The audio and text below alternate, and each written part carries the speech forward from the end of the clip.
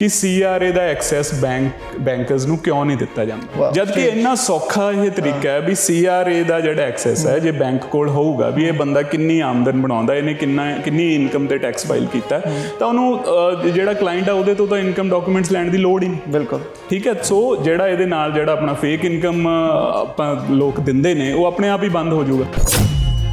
ਹੁਣ ਚਾਹੇ ਪਿੰਡਾਂ 'ਚ ਆਪਾਂ ਜਾ ਕੇ ਆਪਣੇ ਘਰਾਂ 'ਚ ਦੇਖਦੇ ਹਾਂ, ਪਿੰਡਾਂ ਦਾ ਜੋ ਹਾਲ ਹੈ ਵੀ ਉੱਥੇ ਲਿਮਿਟ ਵਰਡ ਯੂਜ਼ ਕਰਦੇ ਹਾਂ ਵੀ ਲਿਮਟਾਂ ਚੱਕੀਆਂ ਹੋਈਆਂ ਨੇ ਤੇ ਉਹ ਵੀ ਵਿੱਤੋਂ ਬਾਹਰ ਹੋ ਕੇ। ਉਹੀ ਚੀਜ਼ ਇੱਥੇ ਹੈ, ਆਪਣੇ ਬੰਦੇ ਸ਼ਾਰਟਕਟ ਬਹੁਤ ਭਾਲਦੇ ਨੇ। ਸੋ ਦੋ ਚੀਜ਼ਾਂ ਦਾ ਕੰਬੀਨੇਸ਼ਨ ਹੈ, ਫਾਈਨੈਂਸ਼ੀਅਲ ਇਲਿਟਰੇਸੀ ਐਂਡ ਸ਼ਾਰਟਕਟ। ਠੀਕ ਹੈ ਨਾ ਬਈ ਬਿਨਾਂ ਕੁਝ ਕੀਤੇ ਪੈਸਾ ਬਣ ਜਾਵੇ। ਇਵਨ ਬੈਂਕ ਆਫ ਕੈਨੇਡਾ ਦੀ ਜਿਹੜੀ ਸਟੇਟਮੈਂਟ ਵੀ ਸੀਗੀ, ਉਹ statement you let it fly without any resistance, without any understanding. ਆਪਣੇ ਲੋਕਾਂ ਦੀ ਫਿਤਰਤ ਹੈ ਵੀ ਸ਼ਾਰਟਕਟ ਦੇ ਨਾਲ ਪੈਸਾ ਬਣ ਜੇ, ਔਰ ਉਸ ਸ਼ਾਰਟਕਟ 'ਚ ਪ੍ਰੀ ਕੰਸਟਰਕਸ਼ਨ ਬਹੁਤ ਹੈਵੀਲੀ ਆ ਜਾਂਦਾ। ਠੀਕ ਹੈ। ਕਰਨਾ ਤੁਸੀਂ ਕੁਝ ਨਹੀਂ, $1,00,000 $2,00,000 ਡਿਪੋਜ਼ਿਟ ਦਿਓ ਤੇ 3-4 ਸਾਲਾਂ ਬਾਅਦ 5 ਲੱਖ ਬਣ ਜਾਊਗਾ ਉੱਤੇ। ਇਸ ਚੀਜ਼ ਨੇ ਬਹੁਤ ਮਾਰਿਆ।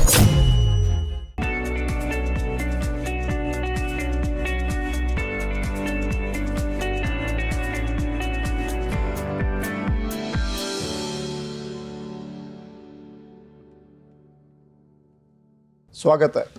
ਅਸੀਂ ਅੱਜ ਜਿਹੜਾ ਪ੍ਰੋਗਰਾਮ 'ਚ ਗੱਲ ਕਰਨ ਜਾ ਰਹੇ ਹਾਂ ਉਹ ਹੈ ਬੈਂਕ ਆਫ ਕੈਨੇਡਾ ਦੇ ਗਵਰਨਰ ਦੀ 2020 ਜੁਲਾਈ ਦੇ ਅੰਦਰ ਦਿੱਤੀ ਹੋਈ ਸਟੇਟਮੈਂਟ, ਜਿੱਥੇ ਉਹਨਾਂ ਨੇ ਕੈਨੇਡੀਅਨਸ ਨੂੰ ਇੱਕ ਵਿਸ਼ਵਾਸ ਦਿਲਾਇਆ ਸੀ ਕਿ ਲੌਂਗ ਟਰਮ ਤੱਕ ਇੰਟਰਸਟ ਰੇਟ ਲੋ ਰਹੂਗੇ, ਤੁਸੀਂ ਆਪਣੀ ਇਨਵੈਸਟਮੈਂਟ ਕਰ ਸਕਦੇ ਹੋ। ਉਹਦੇ ਬਾਅਦ 2022 ਦੇ ਅੰਦਰ 7 ਵਾਰ ਰੇਟ ਹਾਈਕ ਹੋਏ। ਅਸੀਂ 2023 'ਚ ਪਹੁੰਚ ਗਏ ਹਾਂ। ਜਨਵਰੀ ਦੇ ਅੰਦਰ ਫੇਰ ਰਿਵਿਊ ਹੈ, ਮਾਰਚ 'ਚ, ਅਪ੍ਰੈਲ 'ਚ ਔਰ ਬਾਕੀ ਹੋਰ ਮਹੀਨਿਆਂ 'ਚ ਫੇਰ ਰਿਵਿਊ ਹੋਣੇ ਆ। ਸੋ ਮਾਰਕੀਟ ਕਿੱਧਰ ਨੂੰ ਜਾਏਗੀ? ਲੋਕਾਂ ਨੇ ਜਿਨ੍ਹਾਂ ਨੇ ਇਨਵੈਸਟਮੈਂਟ ਕੀਤੀ ਹੈ ਉਹਦੇ 'ਚ ਇਕੱਲੇ ਇਨਵੈਸਟਰ ਨਹੀਂ, ਉਹਦੇ 'ਚ ਬਹੁਤ ਸਾਰੇ ਫਸਟ ਟਾਈਮ ਹੋਮ ਬਾਇਰਸ ਵੀ ਹੈ ਜਿਨ੍ਹਾਂ ਨੇ 2 ਸਾਲ 3 ਸਾਲ ਕੈਨੇਡਾ 'ਚ ਆਏ ਹੋਏ ਹੈ, ਡਾਊਨ ਪੇਮੈਂਟ ਦੇ ਕੇ ਆਪਣੇ ਘਰ ਬੁੱਕ ਕਰਾਏ ਹੈ। ਸੋ ਮਾਰਕੀਟ ਦੀ ਸਿਚੁਏਸ਼ਨ ਕੀ ਹੈ ਐਟ ਪ੍ਰੈਜ਼ੈਂਟ ਔਰ ਕਿੱਧਰ ਨੂੰ ਅਸੀਂ ਪ੍ਰੈਡਿਕਟ ਕਰਦੇ ਹਾਂ? ਸਾਡੇ ਨਾਲ ਸਟੂਡੀਓ 'ਚ ਗੈਸਟ ਮੌਜੂਦ ਹੈ, ਹੈਰੀ ਧਾਲੀਵਾਲ ਐਂਡ ਦਲਜੀਤ ਧਨੇਸਰ। ਉਹਨਾਂ ਨਾਲ ਗੱਲਬਾਤ ਕਰਦੇ ਹਾਂ ਸਾਰੀ ਸਿਚੁਏਸ਼ਨ ਦੇ ਉੱਪਰ। ਹੈਰੀ ਜੀ, ਦਲਜੀਤ ਜੀ, ਤੁਹਾਡਾ ਸਵਾਗਤ ਹੈ Prime Asia. Thank you Nitin ji. Thank you ਜੀ, ਤੁਹਾਡਾ ਬਹੁਤ ਸ਼ੁਕਰੀਆ। Harry ji, to start with you, ਜਿਹੜੀ ਸਿਚੁਏਸ਼ਨ ਅਸੀਂ ਦੇਖੀ ਹੈ ਕਿ 7 ਵਾਰ rate hike, Bank of Canada ਦੇ ਗਵਰਨਰ ਦੀ ਸਟੇਟਮੈਂਟ ਵੀ ਤੁਸੀਂ ਸੁਣੀ ਸੀ 2020 ਜੁਲਾਈ ਦੀ। ਸੋ ਤੁਸੀਂ ਕੀ ਕਹਿਣਾ ਚਾਹੋਗੇ ਸਿਚੁਏਸ਼ਨ ਨੂੰ, ਅਗਰ ਤੁਸੀਂ ਥੋੜਾ ਪੋਲੀਟੀਕਲੀ ਇਹਨੂੰ ਐਕਸਪਲੇਨ ਕਰੋ ਸਾਨੂੰ ਤਾਂ। ਦੇਖੋ ਨਿਤਿਨ ਜੀ, ਗੱਲ ਇਹ ਹੈ ਵੀ ਜਿਹੜੀ ਉਹਨਾਂ ਨੇ ਸਟੇਟਮੈਂਟ ਦਿੱਤੀ ਹੈ, ਜਿਹੜੀ ਰਾਈਟ ਫਰੋਮ ਦਾ ਆਊਟਸੈਟ ਜਿਹੜੀ ਹੈਗੀ ਹੈ, ਜਿਹੜਾ ਇੱਕ ਅਨਸੋਫਿਸਟੀਕੇਟਡ ਨਾਨ ਸੋਫਿਸਟੀਕੇਟਡ ਬੰਦਾ ਹੈਗਾ ਉਹ ਉਸ ਨੂੰ ਕਿਵੇਂ ਲੈਂਦਾ ਹੈ ਨਾ।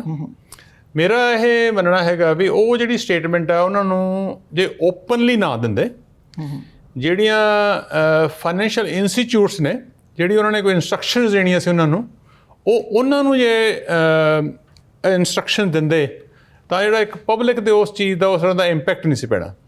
ਕਿਉਂਕਿ ਉਹਦੀ ਟਾਈਮਿੰਗ ਜਿਹੜੀ ਸੀ ਸਟੇਟਮੈਂਟ ਦੀ ਉਹ ਐਸੀ ਸੀ ਕਿ ਉਦੋਂ ਸਾਰੇ ਹੀ ਲੋਕੀ ਬੜੇ ਐਕਸਾਈਟਡ ਸੀਗੇ ਵੀ ਇੰਟਰਸਟ ਰੇਟ ਲੋ ਹੈ, ਦੇ ਵਰ ਇਨਵੈਸਟਿੰਗ ਮਨੀ ਵਟਐਵਰ, ਕਿਸੇ ਨਾ ਕਿਸੇ ਤਰੀਕੇ ਦੇ ਨਾਲ। ਸੋ ਉਹ ਉਸ ਬਹਾ ਦੇ ਵਿੱਚ ਉਹ ਸਾਰਿਆਂ ਨੇ ਉਹ ਜਿਹੜੀ ਸਟੇਟਮੈਂਟ ਹੈ ਉਹਦੇ ਵਿੱਚ ਜਿਹੜੀਆਂ ਘੁੰਡੀਆਂ ਸੀਗੀਆਂ ਵੀ ਉਹਨਾਂ ਨੇ ਕਿਉਂ ਸਟੇਟਮੈਂਟ ਦਿੱਤੀ। ਆਪਣੇ ਪੈਂਡੈਮਿਕ ਦਾ ਇਹ ਸੀਗਾ, ਉਹਦੇ ਵਿੱਚ ਉਹ ਅਸਲੀ ਜਿਹੜੇ ਰੀਜ਼ਨ ਸੀਗੇ ਉਹਨਾਂ ਨੂੰ ਉਹਦੀ ਸਟੇਟਮੈਂਟ ਦੇ ਵਿੱਚ ਉੱਭਰ ਕੇ ਨਹੀਂ ਆਏ।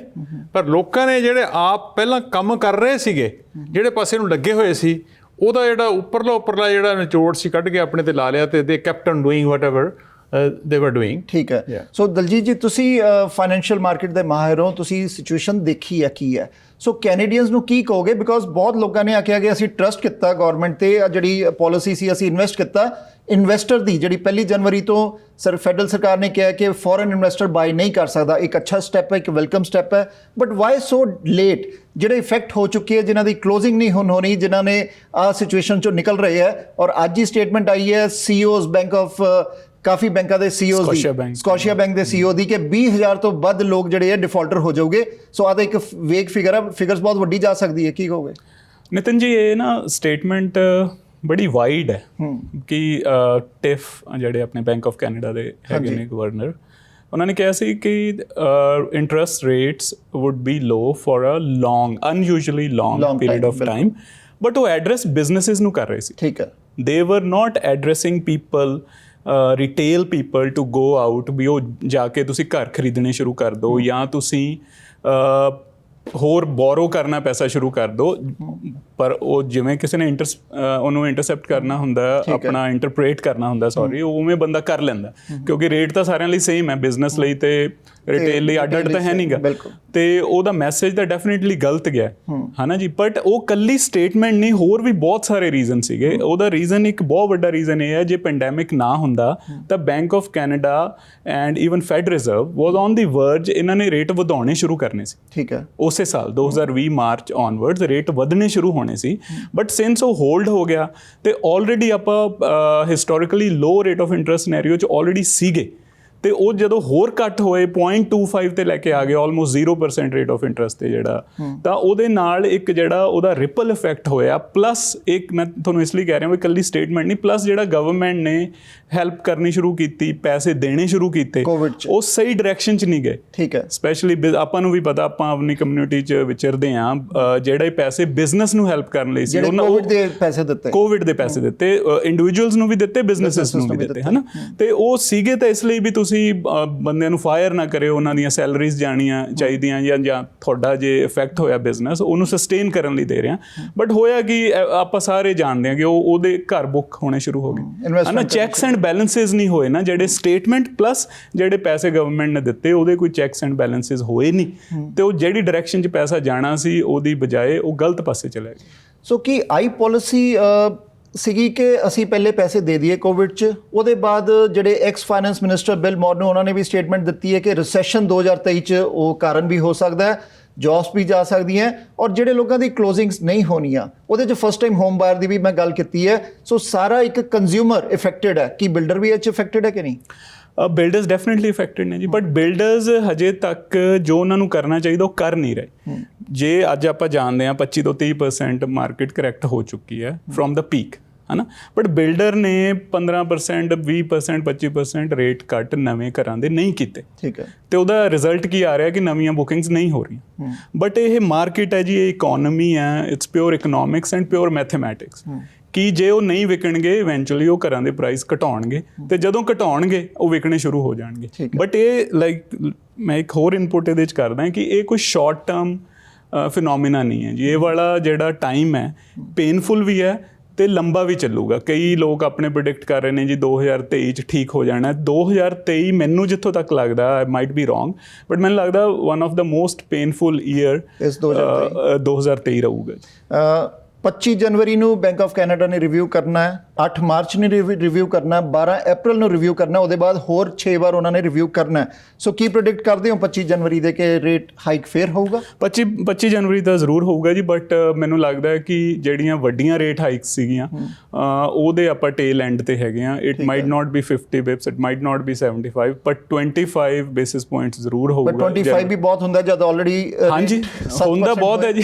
ਦੇਖੋ ਹੁਣ ਜੇ ਲਾਈਨ ਆਫ ਕ੍ਰੈਡਿਟ ਦੀ ਗੱਲ ਕਰੀਏ, ਜਿਹੜੀ ਹੀ ਲੋਕ ਕਹਿ ਦਿੰਦੇ ਆਪਣੀ secured line of credit, almost 7% ਤੇ ਜਾ ਚੁੱਕੀ ਹੈ ਜੀ, ਔਰ ਐਵਰੀ ਰੇਟ ਹਾਈਕ ਦੇ ਨਾਲ ਉਹਨੇ ਉਹਨਾਂ ਉੱਪਰ ਜਾਣਾ ਹੀ ਜਾਣਾ। ਤੇ ਜਿਹੜੀਆਂ ਫੁੱਲੀ ਡਰੋਨ ਨੇ, ਲੋਕਾਂ ਕੋਲ ਮਿਲੀਅਨ ਡਾਲਰ ਦੀਆਂ ਵੀ ਲਾਈਨ ਆਫ ਕ੍ਰੈਡਿਟਸ ਡਰੋਨ ਨੇ, ਤਾਂ ਉਹਦਾ ਇਫੈਕਟ ਤਾਂ ਆਉਣਾ ਹੀ ਹੈ। ਠੀਕ ਹੈ, ਹੈਰੀ ਜੀ ਤੁਸੀਂ ਕਿੱਦਾਂ ਦੇਖਦੇ ਹੋ ਪੋਲੀਟੀਕਲ ਸਿਨੈਰੀਓ ਨੂੰ? ਕਿਉਂਕਿ ਆਹ ਚੀਜ਼ਾਂ ਨਾਲ ਕੈਨੇਡੀਅਨਸ, ਇਨਫਲੇਸ਼ਨ ਪਹਿਲੇ 8%, ਸੋ ਕੀ ਇਨਫਲੇਸ਼ਨ ਨੂੰ ਡਾਊਨ ਕਰਨ ਲਈ ਆ ਇੱਕ ਤਰੀਕਾ ਸੀਗਾ ਕਿ ਅਸੀਂ ਰੇਟ ਹਾਈਕ ਕਰਦੇ ਰਹੀਏ? ਬਿਕੋਜ਼ ਕੈਨੇਡਾ ਦੀ ਰੀਅਲ ਸਟੇਟ ਇੰਡਸਟਰੀ ਨਾਲ ਬਹੁਤ ਚੀਜ਼ਾਂ ਇੰਟਰਲਿੰਕਡ ਹੈ, furniture store, appliances store, real estate market, lawyers ਔਰ ਵੱਖ ਇੰਟੀਰੀਅਰ ਡਿਜ਼ਾਈਨਰ, ਹਰ ਚੀਜ਼ ਪੂਰੇ ਕੈਨੇਡਾ 'ਚ ਉਹ ਲਿੰਕਡ ਹੈ ਰੀਅਲ ਸਟੇਟ ਦੇ ਨਾਲ। ਸੋ ਇੱਕ ਆਈ ਪੋਲਿਸੀ ਸੀ ਕਿ ਪਹਿਲੇ ਇਨਫਲੇਸ਼ਨ ਜਿੱਥੇ 8% ਚਲੀ ਗਈ ਹੈ ਤੇ ਅਸੀਂ ਉਹਨੂੰ ਡਾਊਨ ਕਰਨ ਲਈ, ਇਨਫਲੇਸ਼ਨ ਨੂੰ 2% ਤੇ ਲਿਆਉਣ ਲਈ ਰੇਟ ਹਾਈਕ ਕਰੀਏ ਬਾਰ-ਬਾਰ। ਦੇਖੋ ਆਪਣੀ ਜਿਹੜੀ ਡਿਸਕਸ਼ਨ ਹੈ ਇਹ is basically around the statement of bank of Canada ਜਿਹੜਾ ਸੀਗਾ ਗਵਰਨਰ। ਅੱਛਾ, ਉਹ ਸਟੇਟਮੈਂਟ ਹੈ, ਉਹਦੇ 'ਚ ਆਪਾਂ ਨੂੰ ਇਹ ਵੀ ਦੇਖਣਾ ਪਏਗਾ ਵੀ ਬੈਂਕ ਆਫ ਕੈਨੇਡਾ ਦਾ ਕੀ ਰੋਲ ਹੈ ਤੇ ਜਿਹੜੀ ਗਵਰਨਮੈਂਟ ਦਾ ਕੀ ਰੋਲ ਹੈ। ਠੀਕ ਹੈ, ਕਿਉਂਕਿ ਜਿਹੜੇ ਫਾਈਨੈਂਸਿਸ ਨੇ ਉਹ ਦੋ ਹਿੱਸਿਆਂ 'ਚ, ਇੱਕ ਤਾਂ ਹੈਗਾ ਉਹਨਾਂ ਦਾ ਜਿਹੜਾ ਬੈਂਕ ਆਫ ਕੈਨੇਡਾ ਦਾ ਰੋਲ ਹੈ ਜਿਹੜਾ monetary policies of the nation, right, ਤੇ ਜਿਹੜਾ ਹੈਗਾ ਬੈਂਕ ਜਿਹੜੀ ਹੈਗੀ ਸਰਕਾਰ ਹੈ ਉਹਦਾ ਹੈਗਾ fiscal policies of the nation. Fiscal policy ਦੇ ਵਿੱਚ ਰੈਵਨਿਊ ਹੋ ਗਿਆ, ਐਕਸਪੈਂਸਿਸ ਹੋ ਗਏ, ਉਹਨਾਂ 'ਤੇ ਮੇਨ ਆਪਾਂ ਫੋਕਸ ਹੁੰਦਾ। ਤੇ ਜਿਹੜਾ ਮੋਨੀਟਰੀ ਹੈ ਉਹਦੇ ਵਿੱਚ ਇਨਫਲੇਸ਼ਨ ਆ ਜਾਂਦੀ ਹੈ, ਇੰਟਰਸਟ ਰੇਟ ਆ ਜਾਂਦਾ, ਉਹ ਇਹੋ ਜਿਹੀ ਚੀਜ਼ਾਂ ਆਉਂਦੀਆਂ ਨੇ। ਸੋ ਮੈਂ ਇਹ ਮਹਿਸੂਸ ਕਰਦਾ ਵੀ ਇਹ ਪਿਛਲੇ ਜਿੰਨਾ ਵੀ ਇਹ ਟਾਈਮ ਦੇ ਵਿੱਚ ਜਿਹੜੀ ਸਿਚੁਏਸ਼ਨ ਡਿਵੈਲਪ ਹੋਈ ਹੈ ਉਹ ਅਨਨੋਟਿਸਡ ਗਈ ਹੈ ਬਹੁਤ ਦੇਰ। ਜਿਹੜੀਆਂ ਰੈਗੂਲੇਟਰੀ ਆਪਣੇ ਸਾਰੀ ਬਾਡੀਜ਼ ਨੇ, ਕਿਸੇ ਨੇ ਕੋਈ ਖਿਆਲ ਨਹੀਂ ਕੀਤਾ। ਸਾਰਿਆਂ ਨੂੰ ਪਤਾ ਜਿਹੜੇ ਬੋਰਡ ਨੇ ਜਾਂ ਜਿਹੜੀਆਂ ਇਹ ਸਾਰੀਆਂ ਉਹ ਬੰਦੇ ਰਹਿੰਦੇ ਤਾਂ ਇੱਥੇ ਹੀ ਨੇ ਨਾ, ਵਿੱਚੇ ਇੱਥੇ ਰਹਿੰਦੇ ਕਮਿਊਨਿਟੀ 'ਚ ਹੈ, ਉਹਨਾਂ ਨੂੰ ਸਾਰਾ ਪਤਾ ਸੀ ਵੀ ਕੀ ਹੋ ਰਿਹਾ ਤੇ ਉਹਨਾਂ ਦੇ ਆਪਣੇ ਰਿਲੇਟਿਵ ਕਿਵੇਂ ਹੈ। ਪਰ ਕਿਸੇ ਨੇ ਵੀ ਕੋਈ ਧਿਆਨ ਉਦੋਂ ਨਹੀਂ ਦਿੱਤਾ ਵੀ ਇਹ ਸਿਚੁਏਸ਼ਨ ਇੰਨੀ ਡਿਵੈਲਪ ਵੱਡੀ ਹੋ ਰਹੀ ਹੈ ਕਿ ਇਹਦਾ ਨੁਕਸਾਨ ਬਹੁਤ ਵੱਡਾ ਹੋ ਸਕਦਾ ਹੈ। ਤੇ ਜੇ ਗਵਰਨਮੈਂਟ ਤੇ ਜਿਹੜੀਆਂ ਮੋਨਿਟਰੀ ਪਾਲਿਸੀਜ਼ ਦੇ ਜਿਹੜੇ ਲੋਕੀ ਆਪਣੇ ਜਿਹੜੇ ਦੋਨੇ ਸਿੱਖ ਧਿਰਾਂ ਸੀਗੀਆਂ, ਜੇ ਇਹ ਇਹਨਾਂ ਵਿੱਚ ਕੋਈ ਮਿਊਚੁਅਲੀ ਕਨਫਲਿਕਟ ਆਫ ਇੰਟਰਸਟ ਦਾ ਇਸ਼ੂ ਨਾ ਹੁੰਦਾ, ਬਿਲਕੁਲ ਸੈਪਰੇਟ ਆਪਣੇ ਆਪਣੇ ਤਰੀਕੇ ਦੇ ਨਾਲ ਚੱਲਦੇ, ਤਾਂ ਫਿਰ ਇਹ ਸਿਚੁਏਸ਼ਨ ਇੰਨੀ ਜ਼ਿਆਦਾ ਖਰਾਬ ਨਹੀਂ ਸੀ ਹੋਣੀ। ਤੁਹਾਡਾ ਮਤਲਬ ਕਿ ਅਗਰ ਰਾਈਟ ਟਾਈਮ ਤੇ ਹਿੱਟ ਕਰ ਲਿਆ ਜਾਂਦਾ, ਕਿਉਂਕਿ ਸਾਨੂੰ ਸਾਰੇ ਨੂੰ ਪ੍ਰੋਬਲਮ ਪਤਾ ਸੀ ਕੀ ਹੈ, ਬਟ ਉਹਦੇ ਤੇ ਐਕਸ਼ਨ ਨਹੀਂ ਹੋਇਆ ਰਾਈਟ ਟਾਈਮ। ਮੈਂ ਦੱਸਦਾ ਨਾ, ਜਿਹੜੀ ਈਵਨ ਬੈਂਕ ਆਫ ਕੈਨੇਡਾ ਦੀ ਜਿਹੜੀ ਸਟੇਟਮੈਂਟ ਵੀ ਸੀਗੀ, ਉਹ statement you let it fly without any resistance, without any understanding. ਉਹ ਸਰਕਾਰ ਦਾ ਫਿਰ ਜਿਹੜਾ ਫਾਈਨੈਂਸ ਮਿਨਿਸਟਰ ਹੈ ਜਾਂ ਉਹਨਾਂ ਦੇ ਜਿਹੜੇ ਸਾਰੇ ਨੁਮਾਇੰਦੇ ਨੇ, ਉਹਨਾਂ ਦਾ ਫਰਜ਼ ਬਣਦਾ ਹੈ ਉਹ ਸਟੇਟਮੈਂਟ ਨੂੰ ਉਹਨੂੰ ਐਕਸਪਲੇਨ ਕਰਨਾ ਕੀ ਕਹਿ ਰਹੇ ਵਾਟ ਐਕਚੁਅਲੀ ਵੀ ਆਰ ਸੇਇੰਗ। ਕਿਉਂਕਿ ਜਿਹੜਾ ਸੋਸ਼ੀਓ ਇਕਨੋਮਿਕਸ ਲਾ ਲਓ ਜਾਂ ਸੋਸ਼ੀਓ ਪੋਲੀਟੀਕਲ ਜਿਹੜਾ ਹੈਗਾ, ਉਹ ਬੈਂਕ ਆਫ ਕੈਨੇਡਾ ਦੇ ਜਿਹੜੇ ਬਿਊਰੋਕਰੇਟ ਆ ਉਹਦੇ ਨਾਲ ਇਨ ਟੱਚ ਨਹੀਂ ਹੁੰਦੇ ਕਿ ਇਹਨਾਂ ਕੋਲ ਤਾਂ we have 338 people, they are feeding you every single day, right.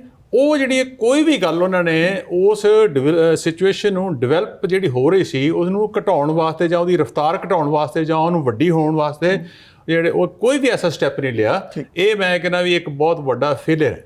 Daljit ਜੀ, ਤੁਸੀਂ ਸਾਨੂੰ ਥੋੜਾ ਜਿਹਾ ਸਿਸਟਮ ਸਮਝਾਓਗੇ ਕਿ ਬੈਂਕਿੰਗ ਕਿੱਦਾਂ ਕੰਮ ਕਰਦੀ ਹੈ, CRA ਕਿੱਦਾਂ ਕੰਮ ਕਰਦਾ ਹੈ? ਬਿਕੋਜ਼ ਜਿਹੜੀ ਸਿਚੁਏਸ਼ਨ ਹੈ, ਅਗਰ ਬਹੁਤ ਸਾਰੇ ਫੇਕ ਡਾਕੂਮੈਂਟਸ ਵੀ ਮੌਰਗੇਜ ਲਈ ਸਾਨੂੰ ਪਤਾ ਲੱਗਦੇ ਆ, ਉਹਦੇ 'ਚ ਬਹੁਤ ਮੌਰਗੇਜ ਬ੍ਰੋਕਰ ਹੈ, ਗਲਤ ਕਾਗਜ਼ ਲਾ ਦਿੰਦੇ ਆ, ਬੜੇ ਲੋਕ ਕਹਿੰਦੇ ਕਿ ਸਾਡੇ ਗਲਤ ਕਾਗਜ਼ ਲਾ ਲਓ, ਬੜੇ ਕੇਸਿਸ ਸਾਹਮਣੇ ਆਏ ਆ। ਸੋ ਉਹ ਸਾਨੂੰ ਸਿਸਟਮ ਸਮਝਾਓ ਕਿੱਦਾਂ ਕੰਮ ਕਰਦਾ ਹੈ ਕੈਨੇਡੀਅਨ ਸਿਸਟਮ, ਫਿਰ ਅਸੀਂ US ਨਾਲ ਵੀ ਕੰਪੇਅਰ ਕਰਾਂਗੇ। ਨਿਤਨ ਜੀ, ਬਹੁਤ ਇੰਪੋਰਟੈਂਟ ਮੈਨੂੰ ਲੱਗਦਾ ਤੁਹਾਡਾ ਇਹ ਕੁਐਸਚਨ ਹੈ, ਤੇ ਆਪਣੀ ਕਮਿਊਨਿਟੀ ਲਈ ਖਾਸ ਕਰਕੇ। ਮੈਂ ਨਹੀਂ ਕਹਿ ਰਿਹਾ ਕਿ ਸਿਰਫ ਆਪਣੀ ਕਮਿਊਨਿਟੀ ਕਰਦੀ ਹੈ, ਬਹੁਤ ਜਗ੍ਹਾ ਹੋਰ ਵੀ ਹੁੰਦਾ, ਬਟ ਸਿੰਸ ਆਪਾਂ ਆਪਣੀ ਕਮਿਊਨਿਟੀ ਲਈ ਕਰ ਰਹੇ ਹਾਂ ਗੱਲ, ਸਭ ਤੋਂ ਵੱਡਾ ਜਿਹੜਾ ਇਸ ਸਾਰੇ ਸਿਨੈਰੀਓ ਦੇ ਵਿੱਚ ਨੈਗੇਟਿਵ ਹੈ ਨਾ, ਉਹ ਫੇਕ ਮੌਰਗੇਜ ਡਾਕੂਮੈਂਟਸ ਦਾ ਹੈਗਾ। ਠੀਕ ਹੈ, ਹੋ ਸਕਦਾ ਹੈ ਆਪਣਾ ਇਹ ਇੰਨਾ ਰੀਅਲ ਏਸਟੇਟ ਪ੍ਰਾਈਸਿਸ ਇੰਨੇ ਬਹੁਤ ਹੱਦੋਂ ਵੱਧ ਨਾ ਵਧਦੇ ਜੇ ਕਿਤੇ ਆਪਣੀ ਕੁਆਲੀਫਾਈਂਗ ਕ੍ਰਾਈਟੇਰੀਆ ਬਿਲਕੁਲ ਸਹੀ ਹੁੰਦਾ। ਹੁਣ ਮੈਂ ਤੁਹਾਨੂੰ ਇੱਕ ਐਗਜ਼ਾਮਪਲ ਦਿੰਦਾ ਕਰੰਟ ਸਿਨੈਰੀਓ ਦੇ ਵਿੱਚ। ਜਿਵੇਂ ਹੁਣ ਕਿਸੇ ਨੇ ਮੌਰਗੇਜ ਲਈ ਆ 2 ਸਾਲ ਪਹਿਲਾਂ ਕਰ ਲਿਆ, ਜਾਂ ਤੁਸੀਂ ਫਸਟ ਟਾਈਮ ਹੋਮ ਬਾਇਰਸ ਦੀ ਗੱਲ ਕੀਤੀ, ਜਿਹਨੇ ਤਾਂ ਬਿਲਕੁਲ ਸਹੀ ਆਪਣੇ ਡਾਕੂਮੈਂਟਸ, ਕੋਈ ਹਸਬੈਂਡ ਵਾਈਫ ਜੌਬ ਕਰਦੇ ਆ, ਉਹਨਾਂ ਨੇ ਬਿਲਕੁਲ ਕੋਈ ਗਲਤ ਕਾਗਜ਼ ਨਹੀਂ ਲਾਇਆ, ਬੈਂਕ ਕੋਲੋਂ ਕੁਆਲੀਫਾਈ ਹੋਏ, ਉਹਨਾਂ ਨੇ ਮੌਰਗੇਜ ਲੈ ਲਈ।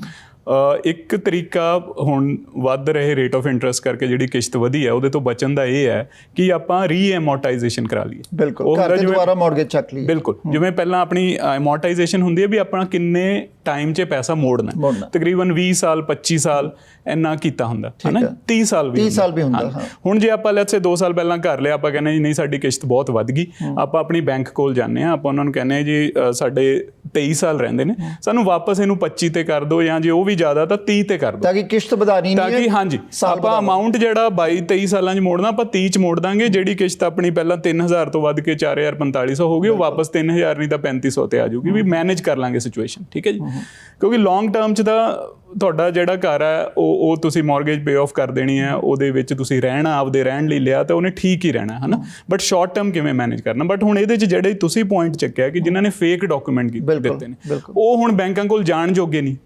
ਠੀਕ ਹੈ, ਆਮਦਨ ਤੁਹਾਡੀ ਹੈਗੀ ਹੈ ਫੈਮਿਲੀ ਦੀ $1,00,000 $1.5 ਲੱਖ, ਤੁਸੀਂ ਕਾਗਜ਼ਾਂ 'ਚ ਮੌਰਗੇਜ ਜ਼ਿਆਦਾ ਲੈਣ ਲਈ ਆਪਦੀ ਆਮਦਨ ਦਿਖਾਈ ਹੈ $3 ਲੱਖ। ਹੁਣ ਇਹਦੇ 'ਚ ਰੋਲ ਆ ਜਾਂਦਾ ਗਵਰਨਮੈਂਟ ਦਾ ਜੀ। ਠੀਕ ਹੈ, CRA ਇੱਕ ਬੜਾ ਲੰਬਾ ਇਹ ਪੈਂਡਿੰਗ ਮੌਰਗੇਜ ਇੰਡਸਟਰੀ 'ਚ ਚੱਲ ਰਿਹਾ ਹੈਗਾ ਕਿ CRA ਦਾ ਐਕਸੈਸ ਬੈਂਕਰਸ ਨੂੰ ਕਿਉਂ ਨਹੀਂ ਦਿੱਤਾ ਜਾਂਦਾ। CRA ਦਾ ਐਕਸੈਸ ਬੈਂਕਿੰਗ ਕੋਲ ਨਹੀਂ ਹੈਗਾ, ਬਟ ਅਗਰ ਅਸੀਂ ਜਦ ਸਾਲ ਦੀ ਰਿਟਰਨ ਭਰਦੇ ਹਾਂ ਉਸ ਟਾਈਮ ਤਾਂ CRA ਦਾ ਹੁੰਦਾ ਕਿ ਤੁਸੀਂ ਆ ਛੋਟੀ ਪੇਮੈਂਟਸ ਨਹੀਂ ਕੀਤੀਆਂ, ਨਹੀਂ ਕੀਤੇ। ਨਹੀਂ, ਉਹ ਲਾਇਬਿਲਿਟੀਜ਼ ਦਾ ਹੈਗਾ। ਠੀਕ ਹੈ, ਇਨਕਮ ਦਾ ਨਹੀਂ ਹੈਗਾ। ਜਿਹੜੀ ਆਪਾਂ ਕ੍ਰੈਡਿਟ ਰਿਪੋਰਟ ਕਹਿੰਦੇ ਆ, ਬੜਾ ਕਾਮਨ ਯੂਜ਼ ਵਰਡ ਆਪਣੇ ਕ੍ਰੈਡਿਟ ਰਿਪੋਰਟ ਦੇ ਵਿੱਚ ਜਿੰਨਾ ਤੁਸੀਂ ਕੋਈ ਲਾਇਬਿਲਿਟੀ, ਕ੍ਰੈਡਿਟ ਕਾਰਡ ਆ ਗਏ ਆਪਣਾ, ਕੋਈ ਤੁਸੀਂ ਫੋਨ ਦਾ ਬਿੱਲ ਜਾਂ ਜਿਹੜਾ ਵੀ ਆਊਟਸਟੈਂਡਿੰਗ ਉਹ 'ਚ ਆ ਜਾਂਦਾ ਹੈ ਨਾ, ਵੀ ਤੁਹਾਡੇ ਕ੍ਰੈਡਿਟ ਕਿੰਨੇ ਨੇ, ਬਟ ਇਨਕਮ ਨਹੀਂ ਆਉਂਦੀ। ਜਦ ਕਿ ਇੰਨਾ ਸੌਖਾ ਇਹ ਤਰੀਕਾ ਹੈ ਵੀ CRA ਦਾ ਜਿਹੜਾ ਐਕਸੈਸ ਹੈ, ਜੇ ਬੈਂਕ ਕੋਲ ਹੋਊਗਾ ਵੀ ਇਹ ਬੰਦਾ ਕਿੰਨੀ ਆਮਦਨ ਬਣਾਉਂਦਾ, ਇਹਨੇ ਕਿੰਨੀ ਇਨਕਮ ਤੇ ਟੈਕਸ ਫਾਈਲ ਕੀਤਾ, ਤਾਂ ਉਹਨੂੰ ਜਿਹੜਾ ਕਲਾਇੰਟ ਆ ਉਹਦੇ ਤੋਂ ਤਾਂ ਇਨਕਮ ਡਾਕੂਮੈਂਟਸ ਲੈਣ ਦੀ ਲੋੜ ਹੀ ਨਹੀਂ। ਬਿਲਕੁਲ, ਠੀਕ ਹੈ। ਸੋ ਜਿਹੜਾ ਇਹਦੇ ਨਾਲ ਜਿਹੜਾ ਆਪਣਾ ਫੇਕ ਇਨਕਮ ਆਪਾਂ ਲੋਕ ਦਿੰਦੇ ਨੇ ਉਹ ਆਪਣੇ ਆਪ ਹੀ ਬੰਦ ਹੋ ਜਾਊਗਾ। ਸੋ ਇੱਕ ਮੈਨੂੰ ਇਹਦੇ 'ਚ ਐਡ ਕਿ ਜਿਹੜੇ ਫੇਕ ਇਨਕਮ ਬਣਾ ਕੇ ਦਿੰਦੇ ਆ ਡਾਕੂਮੈਂਟ, ਉਹਦੇ 'ਚ ਕੱਲਾ ਜਿਹੜਾ ਇੱਕ ਬਾਇਰ ਹੈ ਉਹਦਾ ਫਾਲਟ ਨਹੀਂ, ਉਹਦੇ 'ਚ ਮਾਰਗੇਜ ਬ੍ਰੋਕਰ ਦਾ, ਉਹਦੇ 'ਚ ਲਾਇਰ ਵੀ ਕਰਦਾ ਹੈ, ਉਹਦੇ 'ਚ ਬੈਂਕਿੰਗ ਸਿਸਟਮ ਵੀ ਆਉਂਦਾ ਹੈ। ਸੋ ਕੀ ਕੈਨੇਡਾ ਦੇ ਅੰਦਰ ਕ੍ਰਿਮੀਨਲ ਜਿਹੜਾ ਨਹੀਂ ਹੈਗਾ ਕਿ ਗਲਤ ਡਾਕੂਮੈਂਟ ਦੇਣਾ ਅਸੀਂ ਇਹ ਨਾ ਜੀ ਹਾਂ ਔਨ ਅ ਲਾਰਜਰ ਕੰਟੈਕਸਟ ਤਾਂ ਸਾਰਾ ਹਰ ਬੰਦਾ ਜਿਹੜਾ ਇਨਵੋਲਵ ਹੋ ਫਰਾਡ ਕਰ ਰਿਹਾ। ਤੁਸੀਂ ਅੰਡਰ ਓਥ ਹੋ ਐਜ਼ ਅ ਮਾਰਗੇਜ ਬ੍ਰੋਕਰ, ਤੁਸੀਂ ਅੰਡਰ ਓਥ ਹੋ ਐਜ਼ ਅ ਰੀਅਲਟਰ, ਤੁਸੀਂ ਅੰਡਰ ਓਥ ਹੋ as a client as well, ਵੀ ਤੁਸੀਂ ਕੀ ਡਿਕਲੇਅਰ ਕਰ ਰਹੇ। ਬਟ ਸੀਆਰਏ ਔਰ ਗਵਰਨਮੈਂਟ ਨੂੰ ਵੀ ਇਹਦੇ ਬਾਰੇ ਤਾਂ ਨੌਲੇਜ ਹੈਗੀ ਹੈ ਕਿ ਆ ਚੀਜ਼ ਹੋ ਰਹੀ ਹੈ। ਨੌਲੇਜ ਤਾਂ ਸਰ ਹੁੰਦੀ ਹੈ, ਇਹ ਮੰਨਣਾ ਮੈਨੂੰ ਤਾਂ ਘੱਟੋ ਘੱਟ ਨਹੀਂ, ਇਹ ਆਮ ਅ ਬੈਂਕਰ ਫॉर 17 ਇਅਰਸ, ਮੈਨੂੰ ਤਾਂ ਨਹੀਂ ਲੱਗਦਾ ਕਿ ਬੈਂਕਰਸ ਨੂੰ ਨਹੀਂ ਪਤਾ ਜਾਂ ਬੈਂਕਸ ਨੂੰ ਜਿਹੜੇ ਏਡੇ ਵੱਡੇ ਲੈਵਲ ਤੇ ਬੈਠੇ ਨੇ ਵੀ ਉਹਨਾਂ ਨੂੰ ਨਹੀਂ ਪਤਾ ਹੈਗਾ ਕਿ ਇਹ ਫਰਾਡ ਹੁੰਦਾ। ਇਹ ਵੀ ਹੋ ਸਕਦਾ ਵੀ ਬਰੈਂਪਟਨ ਚੋਂ ਲਾ ਲਓ ਜਾਂ ਸਰੀ ਚੋਂ ਲਾ ਲਓ ਜਾਂ ਐਡਮਿੰਟਨ ਦਾ ਜਿਹੜਾ ਹੈਮਿਲਵੁੱਡ ਏਰੀਆ ਲਾ ਲਓ ਜਾਂ ਕੈਲਗਰੀ ਦਾ ਸਾਊਥ ਜਿਹੜਾ ਨਾਰਥ ਈਸਟ ਏਰੀਆ, ਉਹਦੇ 'ਚ ਹੋ ਸਕਦਾ ਬੰਦਾ ਆਪਣਾ ਕੋਈ ਸੀਆਰਏ 'ਚ ਕੰਮ ਹੀ ਨਾ ਕਰਦਾ ਹੋਵੇ। ਠੀਕ ਹੈ, ਉਹਨਾਂ ਨੂੰ ਹੋ ਸਕਦਾ ਪੋਸੀਬਲ ਹੈ ਕਿਤੇ। ਇਹਦਾ ਮਤਲਬ ਸਾਰਿਆਂ ਨੂੰ ਪਤਾ ਹੈ, ਸਭ ਨੂੰ ਪਤਾ ਹੈ, ਸਭ ਨੂੰ ਪਤਾ ਹੈਗਾ। ਇਹ ਜਦੋਂ ਤੁਸੀਂ ਕਬੂਤਰ ਵਾਂਗੂ ਅੱਖਾਂ ਵਿੱਚ ਲੈਣੇ ਵੀ ਹਾਂ ਵੀ ਹੈ ਨਹੀਂ ਗੱਲ ਇਹ। ਹਾਂ, ਤਾਂ ਫਾਈਨੈਂਸ਼ੀਅਲ ਇਲਿਟਰੇਸੀ ਦੀ ਵੀ ਗੱਲ ਕੀਤੀ ਹੈ ਕਿ ਆਪਣੀ ਕਮਿਊਨਿਟੀ 'ਚ ਕੀ ਘੱਟ ਹੈ ਫਾਈਨੈਂਸ਼ੀਅਲ ਲਿਟਰੇਸੀ ਕਿ ਸਾਨੂੰ ਇਹਦੇ ਬਾਰੇ ਹੈ ਨਹੀਂ। ਅਸੀਂ ਕਹਿੰਦੇ ਘਰ ਲੈਣਾ ਕਰ ਦਿਓ ਮੌਰਗੇਜ, ਬਸ ਮੌਰਗੇਜ ਕਰਾ ਦਿਓ, ਹੋ ਜਾਏ ਮੌਰਗੇਜ, ਕੋਈ ਗੱਲ ਨਹੀਂ। ਕੀ ਉਹ ਵੀ ਪ੍ਰੋਬਲਮ ਹੈਗੀ ਹੈ? ਮੈਂ ਨਾ ਜੀ ਹੋ ਸਕਦਾ ਤੁਹਾਨੂੰ ਹਾਸੇ ਵਾਲੀ ਗੱਲ ਲੱਗੇ, ਮੈਂ ਆਈ ਕਮ ਫਰੋਮ ਐਗਰੀਕਲਚਰ, ਖੇਤੀਬਾੜੀ ਵਾਲੇ ਪਰਿਵਾਰ ਚੋਂ ਮੈਂ ਆਉਣਾ ਜੀ। ਮੈਂ ਇੱਕ ਚੀਜ਼ ਰਿਅਲਾਈਜ਼ ਕੀਤੀ ਆ ਵੀ ਆਪਣੇ ਬੰਦਿਆਂ ਨੂੰ ਇੱਕ ਲਫ਼ਜ਼ ਜਿਹੜਾ ਉਹ ਮੈਂ ਸਾਰਿਆਂ ਨੂੰ ਨਹੀਂ ਕਹਿੰਦਾ ਬਟ ਮੋਸਟਲੀ ਜਿਹੜਾ ਨਹੀਂ ਸਮਝ ਆਉਂਦਾ ਹੈਗਾ ਲੈਵਰੇਜ। ਠੀਕ ਹੈ, ਲੈਵਰੇਜ ਆਪਣਾ ਮਤਲਬ ਹੁੰਦਾ ਵੀ ਆਪਾਂ ਕਿੰਨਾ ਲੋਨ ਬੋਰੋ ਕਰੀਏ ਕਿ ਉਹਨੂੰ ਆਪਾਂ ਸਰਵਿਸ ਕਰ ਸਕੀਏ। ਹੁਣ ਚਾਹੇ ਪਿੰਡਾਂ 'ਚ ਆਪਾਂ ਜਾ ਕੇ ਆਪਣੇ ਘਰਾਂ 'ਚ ਦੇਖਦੇ ਹਾਂ, ਪਿੰਡਾਂ ਦਾ ਜੋ ਹਾਲ ਹੈ ਵੀ ਉੱਥੇ ਲਿਮਿਟ ਵਰਡ ਯੂਜ਼ ਕਰਦੇ ਨੇ ਵੀ ਲਿਮਟਾਂ ਚੱਕੀਆਂ ਹੋਈਆਂ ਨੇ ਤੇ ਉਹ ਵੀ ਵਿੱਤੋਂ ਬਾਹਰ ਹੋ ਕੇ। ਉਹੀ ਚੀਜ਼ ਇੱਥੇ ਹੈ ਜੀ। ਆਪਣੇ ਬੰਦਿਆਂ ਨੂੰ ਜਿਹੜੀ ਬੇਸਿਕ ਫਾਈਨੈਂਸ਼ੀਅਲ ਲਿਟਰੇਸੀ ਹੈ ਵੀ ਟਰਾਈ, ਮਤਲਬ ਕਿ ਅਸੀਂ ਫਾਈਨੈਂਸ਼ੀਅਲ ਆਪਣਾ ਇੰਡਸਟਰੀ 'ਚ ਕੰਮ ਕਰਦੇ ਹਾਂ, ਵੀ ਟਰਾਈ ਕਰਦੇ ਹਾਂ ਕਿ ਅਵੇਅਰ ਕਰੀਏ। ਬਟ ਰੀਅਲੀ ਜਦੋਂ ਆਪਣੇ ਆਪਾਂ ਕੋਈ ਮੋਸਟਲੀ ਲੋਕਾਂ ਨਾਲ ਗੱਲ ਕਰਨੀ ਸ਼ੁਰੂ ਕਰਦੇ ਹਾਂ, ਆਪਣੇ ਬੰਦੇ ਸ਼ਾਰਟਕਟ ਬਹੁਤ ਭਾਲਦੇ ਨੇ। ਸੋ ਦੋ ਚੀਜ਼ਾਂ ਦਾ ਕੰਬੀਨੇਸ਼ਨ ਹੈ, ਫਾਈਨੈਂਸ਼ੀਅਲ ਇਲਿਟਰੇਸੀ ਐਂਡ ਸ਼ਾਰਟਕਟ। ਠੀਕ ਹੈ ਨਾ ਬਈ ਬਿਨਾਂ ਕੁਝ ਕੀਤੇ ਪੈਸਾ ਬਣ ਜਾਵੇ। ਔਰ ਇਹ ਅੱਜ ਦੀ ਨਹੀਂ ਜੀ, ਇਹ ਬਹੁਤ ਪੁਰਾਣੀ ਹੈ। ਤੁਸੀਂ ਮੇਰੇ ਨਾਲ ਰਿਲੇਟ ਕਰ ਲਓਗੇ, ਜਦੋਂ ਇੰਡੀਆ ਦੀ ਰੀਅਲ ਏਸਟੇਟ ਮਾਰਕੀਟ 2005-6 ਚ ਵਧਣੀ ਸ਼ੁਰੂ ਹੋਈ ਸੀ, ਬਹੁਤ NRIs ਨੇ ਇੱਥੋਂ ਜਾ ਕੇ ਉੱਥੇ ਘਰ ਬੁੱਕ ਕਰਾਏ ਸੀ, ਉੱਥੇ ਵੀ ਮਾਰਕੀਟ, ਔਰ ਉਹ ਵੀ ਉੱਥੇ 10 ਸਾਲ ਘਾਟਾ ਖਾ ਕੇ ਪੈਸੇ ਕਿਸੇ ਦੇ ਮੁੜੇ, ਕਿਸੇ ਦੇ ਨਹੀਂ ਮੁੜੇ। ਠੀਕ ਹੈ ਜੀ। ਉਹੀ ਬਿਲਕੁਲ ਉਸੇ ਸੁਭਾਅ ਦੇ ਨਾਲ ਇੱਥੇ ਘਰ ਬੁੱਕ ਕਰਾਉਣੇ ਸ਼ੁਰੂ ਕਰਤੇ। ਤੁਸੀਂ ਯਕੀਨ ਮੰਨਿਓ, ਜਦ ਕਿ ਮੈਂ ਕੋਈ ਰੀਅਲਟਰ ਨਹੀਂ ਹੈਗਾ, ਬਟ ਸਿੰਸ ਸਾਡਾ ਕੰਮ ਹੈ, ਅਸੀਂ ਰੀਅਲ ਏਸਟੇਟ ਡਿਵੈਲਪਮੈਂਟਸ ਕਰਦੇ ਹਾਂ, ਅਸੀਂ ਪਰ ਸਿਰਫ ਰੈਂਟਲ ਪ੍ਰੋਪਰਟੀਜ਼ ਬਣਾਉਂਦੇ ਹਾਂ, ਹੈ ਨਾ ਜੀ, ਰੈਂਟਲ ਅਪਾਰਟਮੈਂਟ ਬਿਲਡਿੰਗਸ, ਜਿਹਨੂੰ ਪਰਪਸ ਬਿਲਡ ਰੈਂਟਲ ਕਹਿੰਦੇ ਆ। ਪਰ ਮੇਰੇ ਕੋਲ ਇੰਡੀਆ ਤੋਂ ਵੀ ਫੋਨ ਆਉਂਦੇ ਨੇ ਕਿ ਯਾਰ ਤੁਹਾਡੇ ਮਾਰਕੀਟ ਬਹੁਤ ਵੱਧ ਰਹੀ ਹੈ, ਸਾਡਾ ਕਿਤੇ ਪੈਸਾ ਲਵਾ ਦਿਓ, ਹੈ ਨਾ। ਲੱਗਿਆ ਵੀ ਇੰਡੀਆ ਦਾ ਪੈਸਾ ਲੱਗਿਆ, ਬਹੁਤ ਲੱਗਿਆ ਜੀ। ਪਰ ਆਪਣੇ ਜਿਹੜੀ ਮੈਂ ਗੱਲ ਕਹਿ ਰਿਹਾ ਵੀ ਆਪਣੇ ਲੋਕਾਂ ਦੀ ਫਿਤਰਤ ਹੈ ਵੀ ਸ਼ਾਰਟਕਟ ਦੇ ਨਾਲ ਪੈਸਾ ਬਣ ਜੇ, ਔਰ ਉਸ ਸ਼ਾਰਟਕਟ 'ਚ ਪ੍ਰੀ ਕੰਸਟਰਕਸ਼ਨ ਬਹੁਤ ਹੈਵੀਲੀ ਆ ਜਾਂਦੇ। ਠੀਕ ਹੈ, ਵੀ ਕਰਨਾ ਤੁਸੀਂ ਕੁਝ ਨਹੀਂ, $1,00,000 $2,00,000 ਡਿਪੋਜ਼ਿਟ ਦਿਓ ਤੇ 3-4 ਸਾਲਾਂ ਬਾਅਦ 5 ਲੱਖ ਬਣ ਜਾਊਗਾ ਉੱਤੇ। ਇਸ ਚੀਜ਼ ਨੇ ਬਹੁਤ ਮਾਰਿਆ ਲੋਕ। ਠੀਕ ਹੈ ਹੈਰੀ ਜੀ, ਜਿਹੜੀ ਰੈਂਟਲ ਮਾਰਕੀਟ ਹੈ ਉਹ 30 ਸਾਲਾਂ 'ਚ, ਸਟੈਟਸ ਕੈਨੇਡਾ ਦੀ ਫਿਗਰ ਹੈ, 30 ਸਾਲਾਂ 'ਚ ਸਭ ਤੋਂ ਹਾਈਐਸਟ ਰੈਂਟਲ ਜਿਹੜੀ ਫਿਗਰਸ ਗਈਆਂ ਉੱਪਰ। ਸੋ ਲੋਕ ਇੱਦਾਂ ਦੇ ਵੀ ਹੋ ਗਏ, ਉਹ ਕਹਿੰਦੇ ਅਸੀਂ ਘਰ ਨਹੀਂ ਅਫੋਰਡ ਕਰ ਸਕਦੇ, ਮੌਰਗੇਜ ਨਹੀਂ ਦੇ ਸਕਦੇ। ਜਿਹਦੀ ਮੌਰਗੇਜ 7,000 8,000 ਮਹੀਨੇ ਦੀ ਹੋ ਜਾਏ ਤੇ ਉਹ ਤਾਂ ਕਿਰਾਏ ਤੇ ਹੀ ਜਾਊਗਾ ਫਿਰ।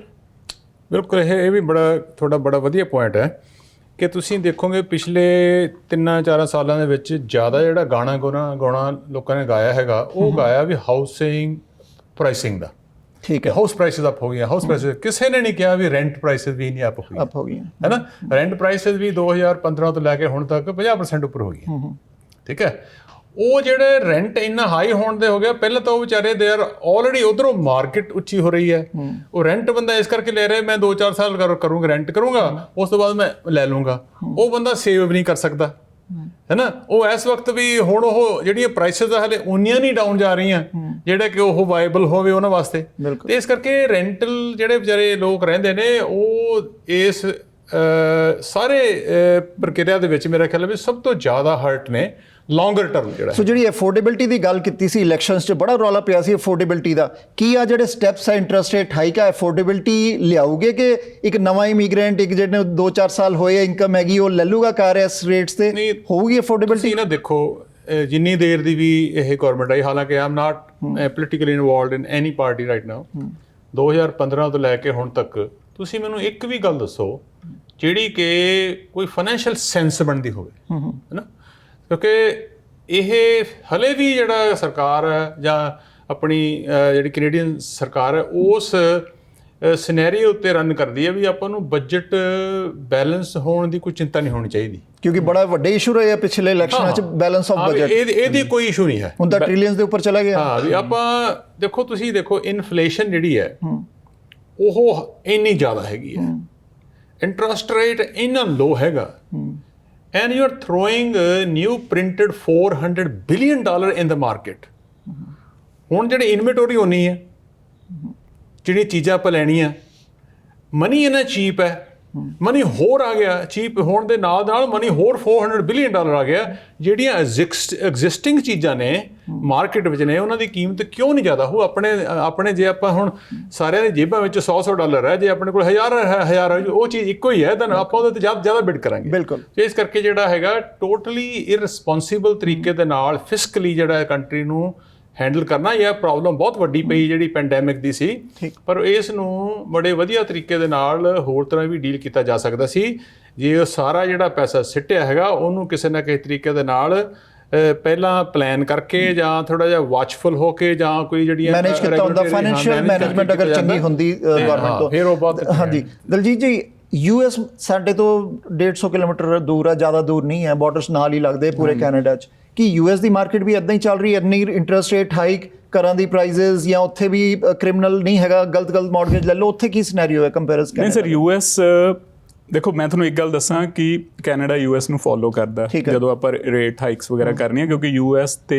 ਕੈਨੇਡੀਅਨ ਜਿਹੜਾ ਡਾਲਰ ਹੈ, ਆਪਾਂ ਗਵਰਨਮੈਂਟ ਜਦੋਂ ਰੇਟ ਹਾਈਕਸ ਕਰਦੀ ਹੈ ਡਾਲਰ ਦੀ ਪਰਚੇਜ਼ਿੰਗ ਪਾਵਰ ਬਚਾਉਣ ਵਾਸਤੇ ਕਰਦੀ ਹੈ। ਜੇ ਮੈਂ ਕੈਨੇਡੀਅਨ ਗਵਰਨਮੈਂਟ ਦੀ ਗੱਲ ਕਰਾਂ, US 'ਚ ਵੀ ਇਨਫਲੇਸ਼ਨ ਦਾ ਬਹੁਤ ਰੌਲਾ ਸੀਗਾ, ਵਧੇ ਨੇ ਪ੍ਰਾਈਸਿਸ, ਬਟ ਜਿੰਨੇ ਜੇ ਆਪਾਂ ਕੈਨੇਡਾ ਨਾਲ ਕੰਪੇਅਰ ਕਰੀਏ ਤਾਂ ਇੰਨੇ ਨਹੀਂ ਵਧੇ। ਉਹਦੇ ਮੋٹے-ਮੋٹے ਰੀਜ਼ਨ ਨੇ। ਇੱਕ ਤਾਂ ਇਹ ਹੈਗਾ ਕਿ 2008 ਦੇ ਵਿੱਚ ਉੱਥੇ ਜੋ ਹੋਇਆ ਸੀ ਆਪਾਂ ਨੂੰ ਸਭ ਨੂੰ ਪਤਾ, ਤਾਂ ਗਵਰਨਮੈਂਟ ਨੇ ਪਾਲਿਸੀਜ਼ ਬਹੁਤ ਸਟ੍ਰਿਕਟ ਕੀਤੀਆਂ। ਸਪੈਕੂਲੇਸ਼ਨ ਜਿਹਨੂੰ ਆਪਾਂ ਕਹਿੰਦੇ ਆ, ਗੈਂਬਲਿੰਗ ਸਪੈਕੂਲੇਸ਼ਨ ਕਹਿ ਲਓ, ਰੀਅਲ ਏਸਟੇਟ 'ਚ ਨਾ ਦੇ ਬਰਾਬਰ ਹੈ ਉੱਥੇ, ਨਹੀਂ ਹੁੰਦੀ ਹੈਗੀ। ਤੇ ਪਲੱਸ ਉਹ ਟੈਕਸ ਪੁਆਇੰਟ ਆਫ ਵਿਊ ਤੋਂ ਜੇ ਕੋਈ ਕਰਦਾ ਤਾਂ ਬਹੁਤ ਹੈਵੀਲੀ ਟੈਕਸਡ ਹੈ। ਤਾਂ ਤੁਸੀਂ ਨਹੀਂ ਦੇਖੋਗੇ ਉੱਥੇ ਕੋਈ ਬਹੁਤ ਜਾਣਿਆਂ ਨੇ ਮਲਟੀਪਲ ਘਰ ਲਏ। ਹੁਣ ਕੰਪਨੀਆਂ ਦੇ ਜ਼ਰੂਰ ਨੇ, ਹਜ਼ਾਰਾਂ 'ਚ ਘਰ ਨੇ, ਬਟ ਇੰਡੀਵਿਜੂਅਲ ਨਹੀਂ ਕਰਦੇ ਹੈਗੇ। ਬਟ ਉੱਥੇ ਕ੍ਰਿਮੀਨਲ ਆਫੈਂਸ ਵੀ ਅਗਰ ਤੁਸੀਂ ਗਲਤ ਤੁਸੀਂ, ਹਾਂਜੀ ਬਿਲਕੁਲ, ਆਪਾਂ ਜਿਹੜੀ ਗੱਲ ਅੱਗੇ ਡਿਸਕਸ ਕਰ ਰਹੇ ਸੀ, ਤੁਸੀਂ ਜੇ ਕੁਝ ਸਟੇਟਮੈਂਟ, ਮਾਰਗੇਜ ਡਾਕੂਮੈਂਟਸ ਜਾਂ ਕੋਈ ਵੀ ਆਪਦੀ ਫਾਈਨੈਂਸ਼ੀਅਲ ਸਟੇਟਮੈਂਟ ਗਵਰਨਮੈਂਟ ਨੂੰ, ਕਿਸੇ ਇੰਸਟੀਟਿਊਸ਼ਨ ਨੂੰ, ਬੈਂਕਿੰਗ ਇੰਸਟੀਟਿਊਸ਼ਨ ਨੂੰ ਗਲਤ ਦਿੰਦੇ ਹੋ, it's a criminal offence, it's punishable. In US, Canada 'ਚ ਨਹੀਂ ਹੈ ਨਾ? ਕੈਨੇਡਾ ਦਾ ਮੈਨੂੰ ਇਹ ਨਹੀਂ ਪਤਾ ਵੀ ਪਨਿਸ਼ੇਬਲ ਹੈਗੀ ਜਾਂ ਨਹੀਂ, ਬਟ ਇਨਫੋਰਸਡ ਨਹੀਂ ਲੱਗਦੀ ਜੀ। ਜਿਹੜੇ ਹਿਸਾਬ ਨਾਲ ਲੋਕ ਇਹਨੂੰ ਖੁੱਲ੍ਹੇਆਮ ਕਰੀ ਜਾ ਰਹੇ ਨੇ, ਇਹ ਲੱਗਦਾ ਕਿ ਇਹ ਇੰਨਾ ਸਟਰੋਂਗਲੀ ਇਹਨੂੰ ਨਹੀਂ ਰੈਗੂਲੇਟ ਕਰ। ਹੈਰੀ ਜੀ, ਜਾਂਦੇ ਜਾਂਦੇ ਤੁਸੀਂ ਕੀ ਮੈਸੇਜ ਦੇਣਾ ਚਾਹੋਗੇ ਆ ਸਾਰੇ ਸਿਨੈਰੀਓ ਦੇ? ਬਿਕੋਜ਼ ਬਹੁਤ ਲੋਕ ਸਾਨੂੰ ਦੇਖ ਰਹੇ ਹੈ ਔਰ ਉਹਨਾਂ ਸਿਚੁਏਸ਼ਨ ਸੇਮ ਹੀ ਹੈ। ਨਵਾਂ ਬੰਦਾ ਆਇਆ, ਕਹਿੰਦਾ ਮੈਂ ਘਰ ਲੈ ਲਾਂ 1-2 ਸਾਲ ਦੇ ਬਾਅਦ, ਇਨਵੈਸਟਰ ਕਹਿੰਦਾ ਮੈਂ ਮਲਟੀਪਲ ਇਨਵੈਸਟਮੈਂਟ ਕਰ ਲਾਂ, ਕਿਉਂਕਿ ਅਗਰ ਉਹ ਮਲਟੀਪਲ ਇਨਵੈਸਟਮੈਂਟ ਨਹੀਂ ਕਰੂਗਾ ਤੇ ਰੈਂਟਲ ਮਾਰਕੀਟ ਵੀ ਨਹੀਂ ਆਊਗੀ, ਅਸੀਂ ਫੋਰਨ ਇਨਵੈਸਟਰ ਵੀ ਬੰਦ ਕਰਤਾ। ਸੋ ਸਾਰਾ ਸਿਨੈਰੀਓ ਤੁਸੀਂ ਕੀ ਸ਼ਾਰਟ 'ਚ ਕਹੋਗੇ ਮੈਸੇਜ ਆਪਣਾ? ਮੇਰਾ ਤਾਂ ਮੈਸੇਜ ਜਿਹੜਾ ਮੇਨ ਤਾਂ ਇਹੀ ਹੋਏਗਾ ਵੀ ਕੋਈ ਵੀ ਤੁਸੀਂ ਫੈਸਲਾ ਕਰਦੇ ਹੋ ਉਹਦੇ ਵਿੱਚ ਇੱਕ ਤਾਂ ਇਹ ਜ਼ਰੂਰ ਦੇਖੋ ਵੀ ਇਹ ਕਿਤੇ ਗਰੀਡ ਡਰਿਵਨ ਤਾਂ ਹੀ ਹੈ, ਠੀਕ ਹੈ, ਜਾਂ ਉਹ ਜਿਹੜਾ ਫੈਸਲਾ ਕਰਨ ਦੇ ਵਿੱਚ ਜਿਹੜਾ ਤੁਹਾਡਾ ਪ੍ਰੋਸੈਸ ਹੈ, ਜਦੋਂ ਫੈਸਲਾ ਕਰ ਲਿਆ ਮੈਂ ਉਹ ਚੀਜ਼ ਕਰ ਰਿਹਾ, ਇਹਦੇ ਵਿੱਚ ਕੋਈ ਕਰਪਸ਼ਨ ਤਾਂ ਨਹੀਂ ਹੈ। Immigration is linked to this, because ਅਸੀਂ ਮਿਲੀਅਨਸ ਆਫ ਲੋਕ ਇੱਥੇ ਲਿਆ ਰਹੇ ਹਾਂ, ਉਹਨਾਂ ਨੂੰ ਹਾਊਸਿੰਗ ਕਿੱਥੋਂ ਦੇਣੀ ਹੈ ਅਗਰ ਇਨਵੈਸਟਰ ਮਲਟੀਪਲ ਪ੍ਰਾਪਰਟੀਜ਼ ਨਹੀਂ ਬਾਏ ਕਰਕੇ ਉਹਨਾਂ ਨੂੰ ਰੈਂਟ ਤੇ ਚੜਾਊਗਾ? ਜਦੋਂ ਤੁਸੀਂ ਕੋਈ ਵੀ ਫੈਸਲਾ ਕਰਦੇ ਹੋ, ਉਹ ਜਿਹੜੀ ਐਥੀਕਲ ਤੇ ਪ੍ਰੋਫੈਸ਼ਨਲਿਜ਼ਮ ਜਿਹੜਾ ਹੈਗਾ ਉਹਨੂੰ ਸਾਈਡ ਤੇ ਰੱਖਦੇ ਹੋ। ਹੁਣ ਦੇਖੋ ਤੁਸੀਂ ਇਹ ਜਿਹੜਾ ਸਿਨੈਰੀਓ ਹੈ, ਜਿਹੜਾ ਮੌਰਗੇਜ ਲੈ ਰਿਹਾ ਉਹਦੀ ਵੀ ਨੀਤ ਇੰਨੀ ਸਾਫ਼ ਨਹੀਂ ਹੈ। ਜਿਹੜਾ ਸਾਰਾ ਉਹ ਘਰ ਵੇਚ ਰਿਹਾ ਹੈ ਜਾਂ ਉਸ ਤੋਂ ਬਾਅਦ ਜਿਹੜਾ ਉਹਨੂੰ ਮੌਰਗੇਜ ਲੈ ਕੇ ਦੇ ਰਿਹਾ ਹੈ, ਜਿਹੜਾ ਉਹ ਨਾਲ ਜਿਹੜਾ ਕੋਈ ਲਾਇਰ ਵੀ ਹੈ, ਉਹਨਾਂ ਦੇ ਵੀ ਨੀਤ ਵਿੱਚ ਕੁਛ ਨਾ ਕੁਛ ਖਬਰ, ਕੁਛ ਨਾ ਕੁਛ ਘਾਟ ਹੋਏਗੀ ਨਾ, ਜਿਹੜਾ ਕਿ ਸਾਰਾ ਪ੍ਰੋਸੈਸ ਉਹਦੇ ਥਰੂ ਉਹ ਸਾਰੀ ਜਿਹੜੀ ਡੀਲ ਕਲੋਜ਼ ਹੁੰਦੀ ਹੈ ਨਾ।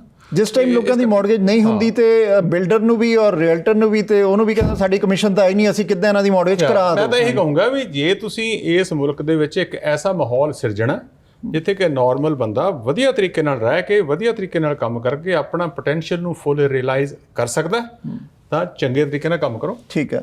ਤੇ ਜਿਹੜੇ ਬੰਦੇ ਪ੍ਰੋਫੈਸ਼ਨਲ ਸੇਵਾਵਾਂ ਦਿੰਦੇ ਨੇ ਉਹਨਾਂ ਨੂੰ ਵੀ ਇਹ ਵੀ ਆਪਣਾ ਕਮਿਸ਼ਨ ਵਗੈਰਾ ਸਾਈਡ ਤੇ ਰੱਖ ਕੇ ਲੋਕਾਂ ਨੂੰ, ਇਹੋ ਜਿਹੇ ਬੰਦੇ ਬਹੁਤ ਇੱਥੇ ਪਏ ਨੇ ਜਿਹੜੇ ਇਸ ਵਕਤ ਜਿਨ੍ਹਾਂ ਨੂੰ ਫਾਈਨੈਂਸ ਦੀ ਨੌਲੇਜ ਹੈਗੀ ਆ, ਪਰ ਉਹਨਾਂ ਨੂੰ ਕੋਈ ਰੀਅਲ ਸਟੇਟ ਐਡਵਾਈਜ਼ਰ ਹੈ ਨਹੀਂ ਸੀਗਾ ਕਰਨ ਵਾਲਾ ਵੀ ਤੂੰ ਘਰ ਲੈਣਾ ਹੈ। ਠੀਕ ਹੈ ਦਲਜੀਤ ਹੁਣ ਤੁਹਾਡੇ ਸਾਹਮਣੇ ਖੜਾ ਹੈ। ਠੀਕ ਹੈ ਦਲਜੀਤ ਜੀ, ਤੁਸੀਂ ਤੁਹਾਡਾ ਆਖਰੀ ਚ ਜਾਂਦੇ ਜਾਂਦੇ ਸ਼ਾਰਟ ਦੇ ਅੰਦਰ ਮੈਸੇਜ, ਕਿਉਂਕਿ ਟੂ ਦਾ ਹੋਮ ਓਨਰਸ ਜਿਹੜੇ ਸਿਚੁਏਸ਼ਨ ਚੋਂ ਨਿਕਲ ਰਹੇ ਹੈ, ਔਰ ਜਿਹੜਾ ਫਸਟ ਟਾਈਮ ਹੋਮ ਬਾਇਰ ਹੈ ਜਿਹੜਾ ਦੇਖ ਰਿਹਾ ਤੁਹਾਨੂੰ ਐਜ਼ ਅ ਪ੍ਰੋਫੈਸ਼ਨਲ, ਉਹਨੂੰ ਕੀ ਸਲਾਹ ਦੋਗੇ ਕਿ ਵੇਟ ਕਰ, ਹੱਲੇ ਘਰ ਨਾਲ ਇੰਟਰਸਟ ਰੇਟ ਹਾਈਕ ਹੈ, ਕਿ ਜਿਹੜੇ ਫਸੇ ਹੋਏ ਆ ਉਹ ਕੀ ਕਰਨ?